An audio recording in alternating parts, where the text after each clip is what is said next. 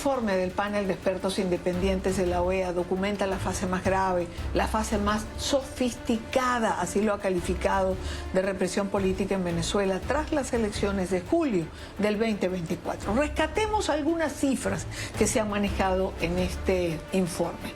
Al menos 51 personas han sido desaparecidas forzosamente por agentes estatales en apenas 9 días después de los comicios del 28 de julio. Más de 2.400 ciudadanos fueron detenidos y durante las protestas postelectorales al menos 25 civiles fueron asesinados. Este informe alerta sobre un sistema de control autoritario sostenido por la violencia, el miedo, la negación sistemática de los derechos fundamentales. Una radiografía devastadora, si se quiere, de lo que está ocurriendo en Venezuela, mientras el régimen de Maduro consolida su permanencia en el poder a cualquier costo. Quiero saludar en esta parte del programa a Santiago Cantón. Ha ocupado el cargo de secretario ejecutivo de la Comisión Interamericana de los Derechos Humanos. Actualmente se desempeña como presidente del panel de expertos de la OEA para investigar crímenes de lesa humanidad en Venezuela. Señor Cantón, bienvenido, gracias por su tiempo. No, muchas gracias por la invitación nuevamente. Bueno, aparte de estas cifras que quería más o menos poner en contexto a nuestra teleaudiencia, ayer conversábamos también con Rodrigo Diamante sobre esto, sobre todo porque se presentó en horas de la mañana el informe. ¿A qué conclusión les permite llegar un informe de este tipo y cómo llegan a estas cifras? Bien, a ver, primero quiero retomar lo que dijiste al comenzar, cuando dijiste a cualquier costo.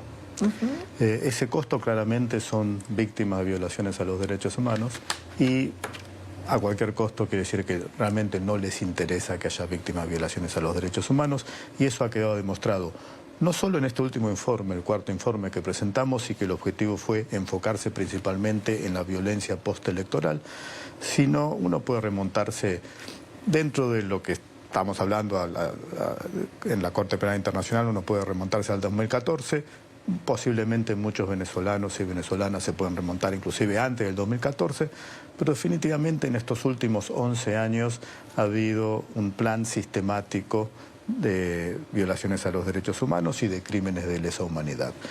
El último episodio, el que comienza con las elecciones que recordemos un poco, había una...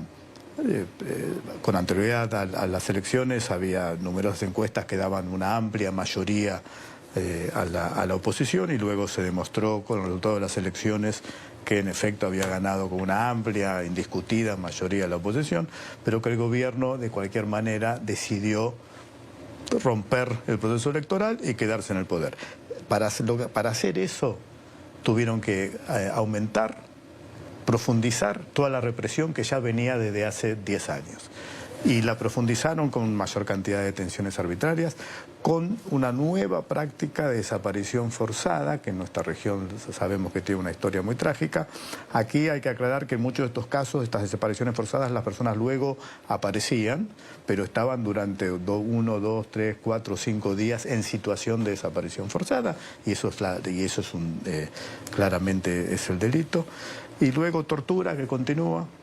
El helicoide continúa actuando todos los días, 24 horas, detenciones arbitrarias, desapariciones forzadas y ejecuciones extrajudiciales. Esas cosas han ocurrido durante décadas gracias al esfuerzo del panel de expertos independientes, gracias al esfuerzo de la Comisión Interamericana de Derechos Humanos, gracias al esfuerzo de los distintos grupos que se han creado alrededor de lo que está pasando en Venezuela.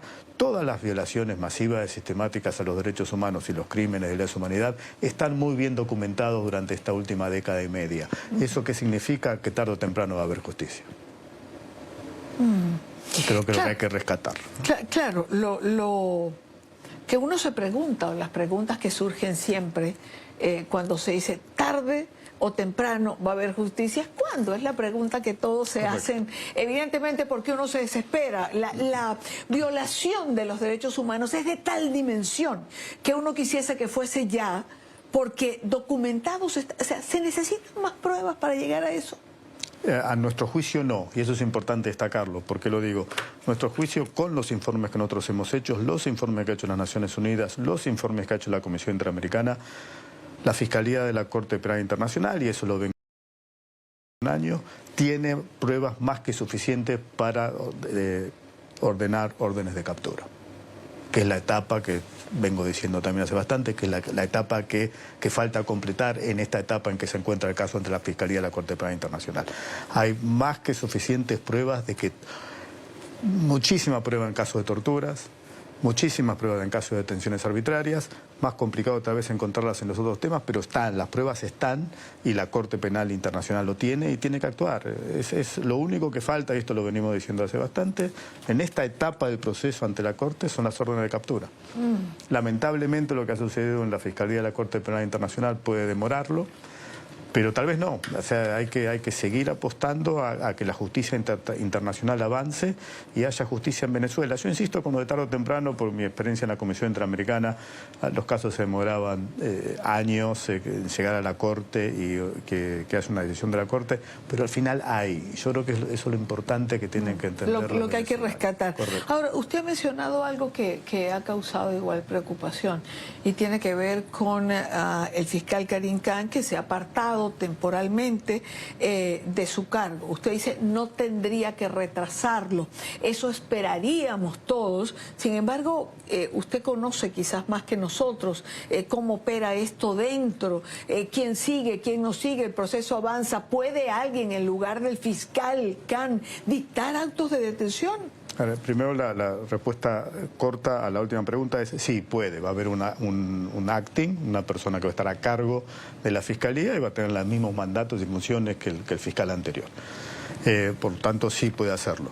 Y la Fiscalía no es la Fiscalía del señor Khan, es la Fiscalía de la Corte Penal Internacional. Es una institución que tiene que seguir cumpliendo con sus funciones y la persona que esté a cargo tiene que continuar avanzando en los casos, no los puede frenar. Por eso debemos poner énfasis, por eso vamos a presentar este informe ante la Fiscalía de la Corte Penal Internacional, vamos a hacerlo en persona para poder explicar en detalle todo lo que hemos visto a lo largo de este proceso y solicitar nuevamente que se tomen las acciones que hay que tomar, que yo encuentro dos fundamentales, una que se dicten las órdenes de capturas, otra que la comunidad internacional siga apoyando todo este proceso y la tercera es que se apoye a la sociedad civil. Una de las complicaciones que hemos encontrado en esta última etapa es el temor real de muchas organizaciones de la sociedad civil o víctimas de violaciones a los derechos humanos de levantar la voz. Porque saben que hay un mecanismo de represión en este momento mucho más aceitado justamente para evitar eso. Y hemos tenido situaciones, en dos casos en particular, de dos personas que prefirieron no hablar por temor a la represión. Claro. ¿Y cómo se apoya o cómo se puede cuando usted dice apoyar? Una de las tres cosas o de las tres variables importantes es apoyar la sociedad civil. ¿De qué manera? ¿Cómo se le puede apoyar? ¿Cómo se fortalece? ¿Cómo...? En gran parte es el trabajo que se está haciendo, que están haciendo los periodistas, que está haciendo la comunidad de derechos humanos en general. Las violaciones a los derechos humanos, los crímenes de lesa humanidad en general ocurren principalmente en la oscuridad, cuando no se sabe, cuando la gente no está mirando. Hay que hablar, hay que presentar los temas, hay que decir cómo son las cosas, el periodismo tiene que poder actuar libremente, o sea, todos esos son los esfuerzos para que la sociedad civil, que en este momento está trabajando para lograr documentar toda la información y ha hecho un trabajo excelente la sociedad civil venezolana, pueda tener el espacio para continuar haciéndolo. El rol que hacen ustedes es fundamental. Informar, apoyar, poner sobre la mesa las denuncias que muchas veces se trata, sobre todo en el caso que hablamos o que nos ocupa, que es Venezuela, se trata de ocultar. Uno intenta visibilizarlo, sobre todo para que la comunidad internacional tome en cuenta lo que está ocurriendo. Y no se olvide, porque es que pareciera, el régimen siempre intenta normalizar, siempre intenta hacer que no pase nada, siempre intenta dejar como de lado. Ahora, con todas esas pruebas que están sobre la mesa, con todas esas pruebas que tiene no solo el informe del panel de expertos independientes dentro de la OEA, sino los otros que usted ha señalado y que hablamos de ello con frecuencia, por un lado esperamos justicia, pero por el otro uno se pregunta, la comunidad internacional pudiera hacer más. Ayer decía el secretario Almagro, no voy a olvidar esta frase de todo el mundo quiere en la región que se respeten los derechos humanos. Pero esto no ocurre por arte de magia. Hay que sacudir, hay que mojarse, hay que meterse, hay que pedir.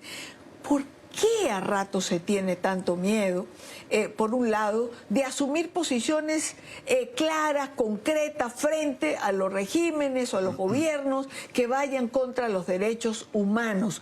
¿Por qué, por otro lado, se tiene un doble rasero? Se quiere que se respete. Y mire, le pongo un ejemplo. O sea, el presidente Petro, que ha sido beneficiado por el sistema interamericano de derechos humanos, que siempre pide respetar los derechos humanos, pero jamás es capaz de decir nada contra Maduro y la violación permanente. Sí, eso es grave, pasa en nuestra región. Hay excepciones buenas, como fue la de, por un tema político obviamente, hay excepciones buenas como fue la de Boric, que tuvo el rol que hay que tener en el caso de Venezuela. Y hay excepciones buenas como la que fue la de Almagro en relación con Venezuela y la OEA. La OEA es una institución creada principalmente y fortalecida por ejercicios diplomáticos más que otra cosa, y Almagro le dio un tono distinto a la OEA, claramente. Le dio el tono de defender la democracia, defender los derechos humanos, especialmente en el caso de Venezuela. Y creo que eso hay que rescatarlo en un momento que la OEA está cambiando de mando. Y la OEA no puede volver atrás. Lo que se ha logrado con Almagro, de que haya una voz independiente, que diga cómo son las cosas, y es la voz de los estados, eso es un logro muy importante que debemos desde la comunidad de la sociedad civil y del mundo de los derechos humanos asegurarnos que la OEA que viene continúe planteando directamente las cosas en blanco y negro, como ha hecho muchas veces Almagro en relación con Venezuela. Es uno de los desafíos que tenemos pendientes sobre la mesa.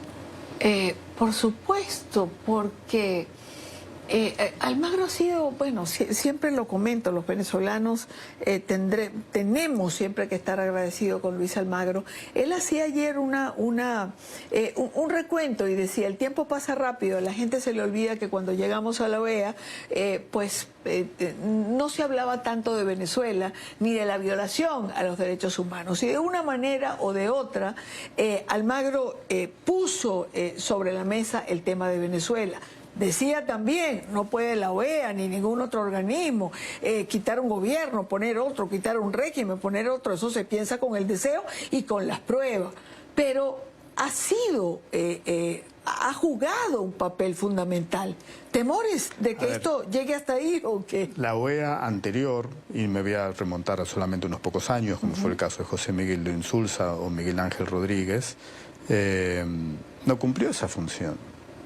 La OEA anterior no cumplió esa función. Al contrario, negociaron políticamente, y esto lo sé en mi cargo de secretario ejecutivo, negociaron políticamente que Insulza me eche como secretario ejecutivo de la comisión, cosa que no pudo hacer porque la comisión se opuso. Lo mismo sucedió con Miguel Ángel Rodríguez. Lo negociaron políticamente con Venezuela antes de asumir, para conseguir los votos para lograr llegar al poder. Eso es una realidad, está en los medios, no lo estoy inventando ahora. Y eso ha sido la OEA histórica. Almagro le dio otro tono. Esperemos que el futuro secretario general siga ese camino, porque hace falta una voz de una entidad como es la OEA, que claramente en el tema de derechos humanos y democracia, que son los pilares esenciales de la OEA, levanten la voz.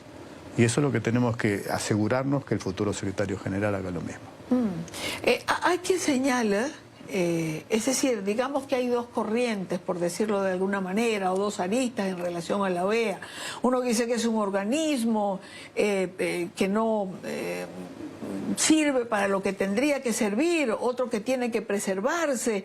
Se le ha pedido tener un papel más beligerante, pero entonces cuando lo tienen, los sectores que se agrupan del otro lado le critican.